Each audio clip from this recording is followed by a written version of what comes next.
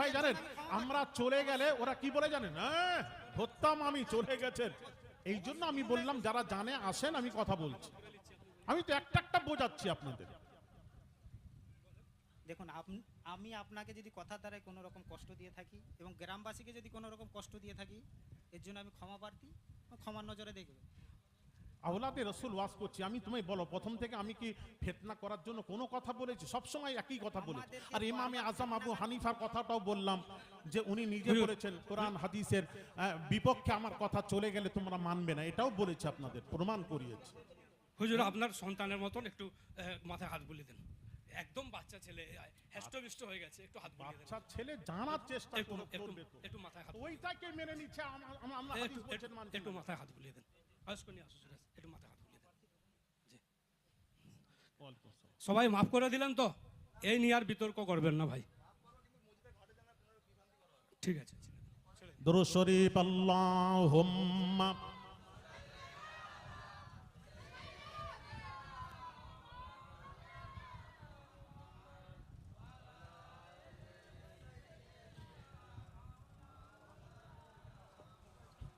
तेरे जन्नत में ऐसी खुशबू नहीं, तेरे जन्नत में ऐसी खुशबू नहीं जो खुशबू नबी के पसीने में है। अल्लाहुम्मा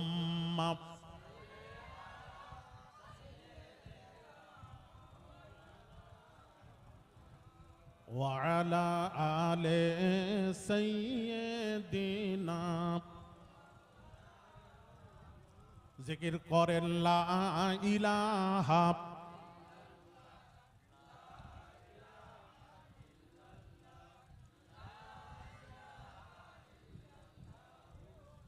मुहम्मदुर रसूलुल्लाह सल्लल्लाहु अलैहि वसल्लम। दुरूद शरीफ अल्लाहुम्मा सल्लि अला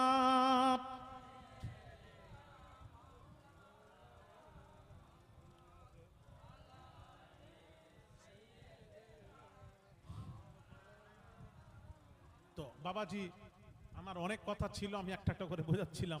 হ্যাঁ, এই জন্য তো আমি বলেছিলাম প্রথম একটা একটা করে বলেছিলাম, যে জানে না তার সাথে কথা বলা, সে তো একটা কথা এদিক ওদিক এইভাবে হয় না। শোনেন, এই জন্য যে জানে নেই জাননে ওয়ালার কাছে জেনে নাও, যে জানো না জাননে ওয়ালার কাছে জেনে নাও। অনেক কথা আছে যেটা যেটা রসুল করেননি, সাহাবীরা করেছেন। হাজারো কথা আছে এরকম, হাজারো কথা আমি গোটা বলবো আপনাকে, ঘন্টার উপর ঘন্টা চলে যাবে তার উপর। আপনারা জানেন, হ্যাঁ আপনি বলেন জুমার দিন রাসূল পাক সাল্লাল্লাহু আলাইহি সাল্লামের সময় কি ছিল জানেন? ওই খুতবার আগের আজান হতো, খুতবার আগে ওই আজানটা হতো। ওই যে নামাজের যে ডাক আজানটা, সেটা ছিল না নবীর সময়, ছিল না আবু বকরের সময়, ছিল না উমরের সময়, ছিল না। এটা কে চালু করেছে জানেন? উসমান গনি রাদিয়াল্লাহু তাআলা আনহু। উসমান গনি চালু করেছেন। এখন এর উপরও কথা চলছে, ইউটিউবে যান ভেতরে দেখেন, এক শ্রেণীর ওলামারা বলছেন না সাহাবী ভুল করেছে, সাহাবীকে বলছে ভুল করেছে। আমি যদি না দেখিয়ে যেতে পারে আমি এখানে আপনার গোলামি করব, আপনাকে গোলামি করব। আপনি ইউটিউব খুলে দেখুন, আপনি আলেম সমাজ বলছে কি বলছে, সাহাবী ভুল করে গেছে। উসমান গনির ওই মানে আজানটা, যেটা জাওরা নামক স্থানে আজান দিয়েছিলেন, ওটা হলো নামাজের ডাক, যেটা খুতবার আগের যে আজানটা, সেটা উসমান গনি চালু করেছেন। সে সম্পর্কে তাদের বক্তব্য হচ্ছে জানেন, গায়ের মুকাল্লিদের বক্তব্য হচ্ছে এটা ভুল, সাহাবী ভুল করে গেছে।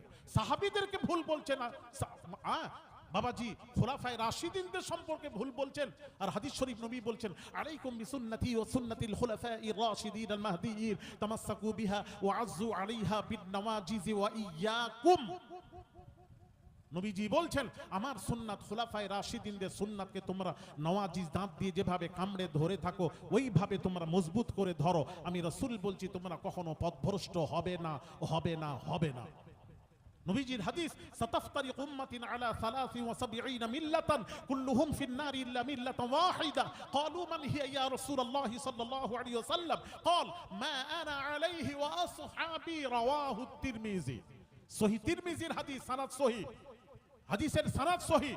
নবীজি বলছেন আমার উম্মতের মধ্যে 73 দল হবে, 72 যাবে জাহান্নামে, এক দল যাবে জান্নাতে। এক দল যাবে জান্নাতে, নবী নিজে বলছেন, পাক জাবানের পাক কথা। এবার সাহাবীরা প্রশ্ন করলেন, ইয়া রাসূলুল্লাহ, আপনি যে বললেন 73 দল হবে, 72 যাবে জাহান্নামে, এক দল যাবে জান্নাতে। মোল্লা আলী কারি রাহমাতুল্লাহ আলাইহি মিরকাতের মধ্যে ব্যাখ্যা করেছেন, টেনেছেন যে 73 দল হবে, 72 যে জাহান্নামে যাবে এরা ইহুদি নয়, খ্রিস্টান নয়, নাসারা নয়, অমুসলিম নয়, মুসলমানদের মধ্যে কালমা পড়নে ওয়ালাদের মধ্যেই 73 দল হবে, 72 যাবে জাহান্নামে, এক দল যাবে জান্নাতে। নবীজির পাক জাবানের পাক হাদিস। তখন সাহাবী বললেন, ইয়া রাসূলুল্লাহ, ওটা কোন দল? নবী উত্তর দিচ্ছেন, সহিহ হাদিস, সনদ সহিহ, শুনেন, মা আনা আলাইহি ওয়া আসহাবি, রাওয়াহু তিরমিজি।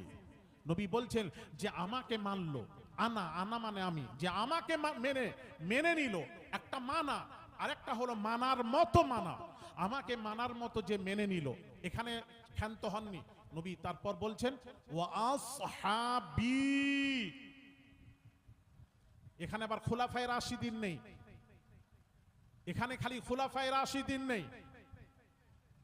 কেউ বলেন খুলাফায়ে রাশিদিন ছাড়া সাহাবীকে মানবো না, আস্তাগফিরুল্লাহল আযীম। এখানে হাদিসের ইবারত, হাদিসের তথ্য পড়ুন, মা আনা, আমি, যে আমি রাসূলকে মানার মতো মানলো, আর কে? ওয়া আসহাবি, আমার সাহাবীদেরকে মানার মতো মেনে নিল, এই দলটির নাম হলো নাজিয়া, নাজাতপ্রাপ্ত দল। এই দলটির নাম হলো আহলুস সুন্নাহ ওয়াল জামাত। এই দলটি শুধু যাবে আল্লাহর জান্নাতে। জোরে বলেন না সুবহানাল্লাহ। তাহলে সাহাবীকে মানতে হবে কি হবে না? তো হবে। কজন সাহাবীকে? 4 জন। আরে কথা বলেন না কেন? এই 4 জনকে তো, আবু বকর, উমর, উসমান, আলী, এই 4 জনকে তো জি বলছে, ছেলেরাও বলছে জি। বলো এর সাথে কি করবে বলো? ও কোন দলিল ভিত্তিক বলছে আমাকে বোঝাক।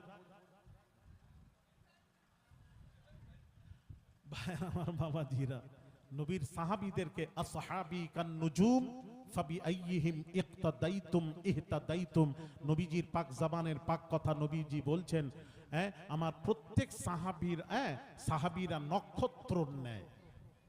যে কোনো সাহাবীর পথমত যদি তোমরা গ্রহণ করো, তোমরা পথভ্রষ্ট হবে না, গুমরাহ থেকে বেঁচে যাবে।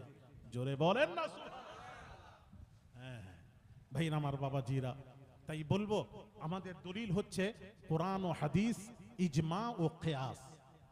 যেটা রাসূল করে, দেখেন দাঁড়ান, যেটা রাসূল করেননি, সাহাবীও করেননি, আবার ইজমা হয়ে গেছে ওলামাদের, ইজমা হয়ে গেছে আলেমে হাক্কানীদের যে বসে ইজমা হয়েছে, সেটাকেও আপনাকে দলিল হিসেবে মেনে নিতে হবে। ওটাও দলিল, এত সোজা নয়, ফাজিলামো নয়। যেমন আপনাকে বলি, দাঁড়ান, নবীর সময় তো মাইক ছিল না। আচ্ছা, আবু বকর, উমর, উসমান, আলীর সময় কি মাইক ছিল? এক কথা বলেন না কেন? সাহাবীদের সময় মাইক ছিল না, এ তো অনেক পরে এসেছে মাইক। মাইক এসেছে কত হবে? আচ্ছা, খুব জোর জোর ধরলাম 100 বছর, আমি ধরলাম খুব জোর জোর 100ই ধরে চলেন না, 70 বছর, কত? 50, 55, 60 বছর মাইক এসছে। তার আগে মাইক ছিল না। তো হারামাইন শরীফাইনে, মানে মক্কা মদিনা শরীফে মুখে নামাজ হতো। ইমাম সাহেব মুখে কাবাতে নামাজ পড়াতেন, মুখে যখন হতো, এবার পিছনে মুকাব্বির থাকতো। মুকাব্বির মানে ইমাম আল্লাহু আকবার, পেছনে 2 কাতার পেছনে মুকাব্বির যে ছিলেন উনি বলতেন আল্লাহু আকবার, তার পেছনে যিনি আল্লাহু আকবার।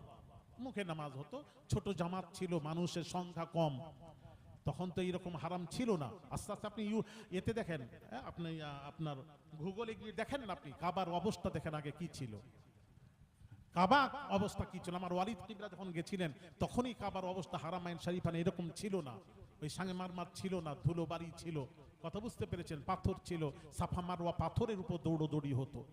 যেখানে মাতাফ তোয়াব যেখানে হয় সেখানে তো পাথরের উপর দিয়ে বাবাজি পাথর ছিল, সব পাথরই পাথর। এখন তো সব মানে কি করেছে কারুকার্য, সে দেখলে আপনি আশ্চর্য হবে।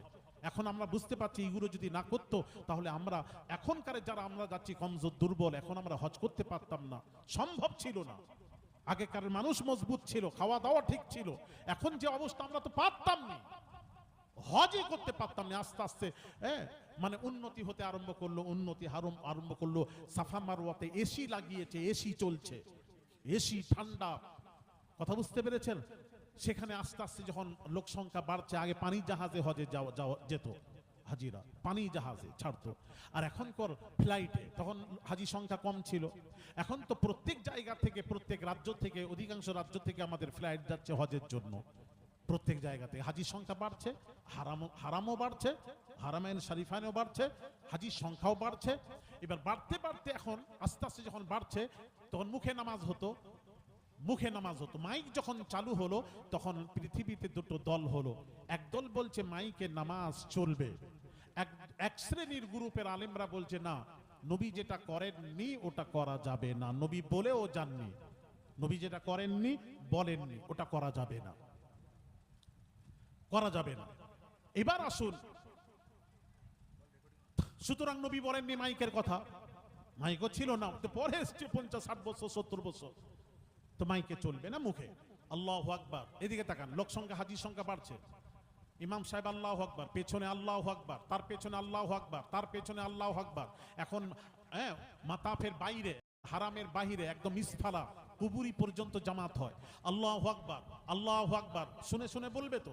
এখন সেই যখন 1-1.5 কিলোমিটার দূরে যখন আল্লাহু আকবার করছে, তখন ইমাম সাহেব সাজেদায় গিয়ে সালাম ফিরে নামাজ সমাপ্ত করছে, আর ওখানে ওরা নিয়ত বাঁধছে। বুঝতে পারছেন না? আরে কথা বলেন না, বুঝতে পারেন? সিস্টেমে তো লোক সংখ্যা বেড়ে গেছে।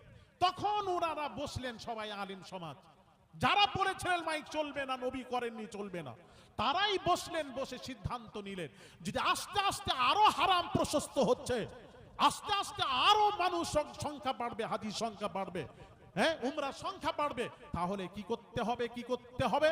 বলে মাইক ছাড়া নামাজ হবে না।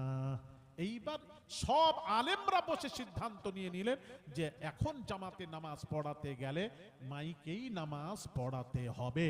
এটার নাম হলো ইজমায়ে উম্মাত। এটাই হয়ে গেল এখন দলিল। এখন যদি আপনি বলবেন না রসুল করেননি, রসুলের সময় ছিল না, রসুল বলেও জাননি, করব না, ওসব করা যাবে না, এখন যদি ফলো করতে যান তাহলে আমাদের নামাজই হচ্ছে না।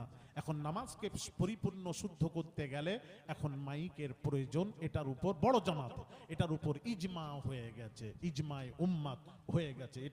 এটাই শরীয়তের দলিল, দলিল, দলিল। আর একটা কথা বলি, রাসূল যেটা করেননি, বলে যাননি, বলে যাননি, সেটা করা যাবে না। শুনুন, একটা হাদিস আছে, নবী বলেছেন, হাদিস বুঝতে হবে, হাদিসে কাউলি, হাদিসে ফি'লি। রাসূল বলছেন আমি যেটা করি, আমার ফেল পৃথিবীর মানুষের পক্ষে সম্ভব নয়। এই উম্মতেরা আমি যেটা করি সেটা তোমরা পারবে না, আমি যেটা বলি সেটার উপর তোরা আমল কর। জোরে বলবেন না? আমি যেটা বলি সেটার উপর আমল কর, আর আমি যেটা করি ওটা সম্ভব নয়, মানুষের পক্ষে সম্ভব নয় আমি যেটা করি। কথা কি বোঝাতে পারলাম? তাহলে রাসূল যেটা বলেছেন ওটা আমাদের করতে হবে। এই জন্য কোরআন বলছে, যে আয়াতে কারিমা তিলাওয়াত করেছিলাম প্রথমে, মা আতাকুমুর রাসূলু ফাখুযুহু ওয়া মা নাহাকুম আনহু ফান্তাহু। রাসূল যেটা, আল্লাহ বলছেন রাসূল যেটা তোমাদের দিয়েছেন গ্রহণ করো, রাসূল যেটা নিষেধ করেছেন বর্জন করো। তাহলে কোরআন দিয়ে দুটো জিনিস বোঝা গেল, রাসূল যেটা আমাদেরকে আদেশ করেছেন সেটা করতেই হবে, আর রাসূল যেটা নিষেধ করেছেন বর্জন করতে হবে, তাই তো? আরে কথা বলেন না কেন? রাসূল যেটা নিষেধ করেছেন সেটা করা যাবে না, যেটা আদেশ করেছেন করতে হবে, দুটো কথা। এবার আসুন, যেটা রাসূল করেননি এবং বলে যাননি, রাসূল করলে তো, বললে তো করবেন, রাসূল বলেননি, আদেশ করেননি, রাসূলের আদেশও নেই, নিষেধও নেই। এখন প্রশ্ন, যেগুলোতে রাসূলের আদেশও নেই, নিষেধও নেই, সেটা কি করবেন? সেটা সাহাবীও করেননি, ধরুন সাহাবীও করেননি, মাইকে সাহাবী করেননি, এখন কি হবে সেটার উপর আমার প্রশ্নের উত্তর দেবেন। সেটা কি করবেন? রাসূলের আদেশও নেই, নিষেধও নেই, এখন কি করবেন? এইরকম হাজারো জিনিস আছে। আমি কথা কি বোঝাতে পারছি না বোধহয়? রাসূলের যেটা আদেশও নেই, নিষেধও নেই, সেটা কি করবেন? একটু কথাই যে আমরা বলি না কোরআন হাদিস দেখান, আমি বলবো এই জন্য তো আমি বলি, ডেকে ডেকে বলি, বুঝাই। আমার তো ওয়াজি হচ্ছে বোঝানো, আমি আপনাদেরকে বোঝাতে এসেছি, শেখাতে এসেছি। হ্যাঁ, অনেকেই বলেন, যারা বলেন কোরআন হাদিস ছাড়া মানছি না, মানবো না। আচ্ছা, যদি তাই হয় আল্লাহ তার রসুল থেকে প্রমাণ থাকতে হবে, না হলে হবে না। তাহলে এখন আসুন, এখন খালাতো বোনকে আপনারা যে বিয়ে করেন, খালাতো বোন, চাচতো বোন, ফুফাতো বোন, এলাকায় আপনাদের বিয়ে চলে তো? এদের সাথে খালাতো বোন, ফুফাতো বোন, চাচতো বোনের সাথে বিয়ে চলে তো? আরে কথা বলে না কেন এরা? এত চুপ হয়ে গেলে চলে? আমি আলী আসগার আওলাদের রাসূল বলে যাচ্ছি, এই যে খালাতো বোন, ফুফাতো বোন, চাচতো বোনকে বিয়ে করছেন, চালিয়ে যাচ্ছেন, কোরআন হাদিসে কোথায় লেখা আছে দেখাবেন।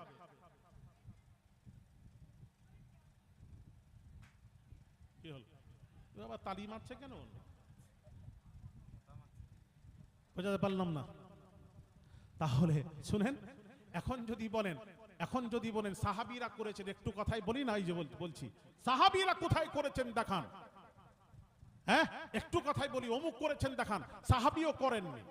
এখন অনেক কথা আছে, কথা তুললে আমার ওয়াজি আরো 2-4 ঘন্টায় ওয়াজি হয়ে যাবে। আর নয়, আমাকে কমিটি বলেছে একটু কালেকশনের জন্য, আমি যাচ্ছি, এই কথাটা বলে দিই।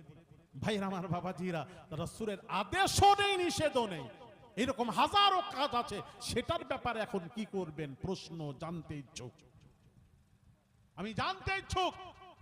এখানে হচ্ছে যেটা রাসূলের আদেশও নেই, নিষেধও নেই, সেটা আপনি করতেও পারেন, নাও করতে পারেন, আপনার উপর ছেড়ে দেওয়া হয়েছে। ওটাকে বলা হয় মুবাহ, ছেড়ে দেওয়া হয়েছে। করলে সওয়াব, না করলে কোনো গুনাহ নেই।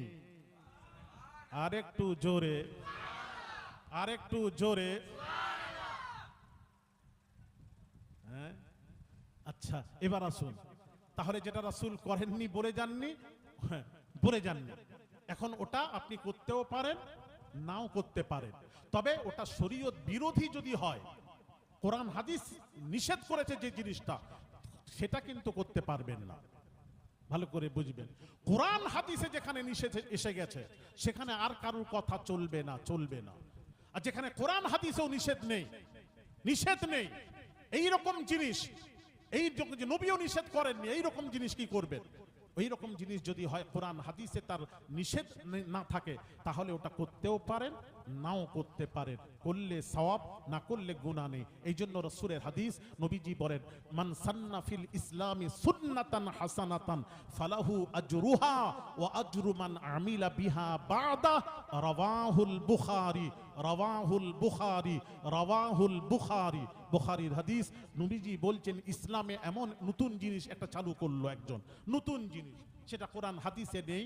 হ্যাঁ, তার নেই, কোরআন হাদিসে তার আদেশ কোনো নেই। এইরকম নতুন জিনিস যদি চালু করলো, সেই জিনিসটা যদি ভালো হয়, সেই জিনিসটা যদি ভালো হয়, তাহলে ওটা আমল যদি করে কেউ, সেও সওয়াব পাবে। ওই জিনিসটা যে যিনি চালু করেছেন, চালু কারণে ওয়ালাও সওয়াবের ভাগীদারি হবে, ভাগদার হবে, এবং যে আমল করবে সেও সওয়াবের ভাগীদারি হয়ে যাবে। জোরে বলে, কোরআন হাদিসে নেই, কিন্তু এইরকম জিনিস, ভালো কাজ যদি কেউ চালু করে, আপনি করতে পারেন, কোনো অসুবিধা নেই। বুখারীর হাদিস থেকে প্রমাণিত, প্রমাণিত, প্রমাণিত। আবার বলছি, সেটা যদি কোরআন হাদিসের ডাইরেক্ট যদি নিষেধ থাকে, সেটা তো করা যাবে না, বলে আসছি, সেটা তো করা যাবে না। কোরআন হাদিসে তার কোনো আদেশও নেই, নিষেধও নেই। এক্ষেত্রে কোনো জিনিস যদি চলে আসে, ওটা বুখারীর হাদিস, সেটা যদি কেউ চালু করে, চালু কারণে ওয়ালাও সওয়াব পাবে, আমল কারণে ওয়ালাও সওয়াব পেয়ে যাবে। আল্লাহ আপনাদেরকে সঠিক বুঝ আতা করেন।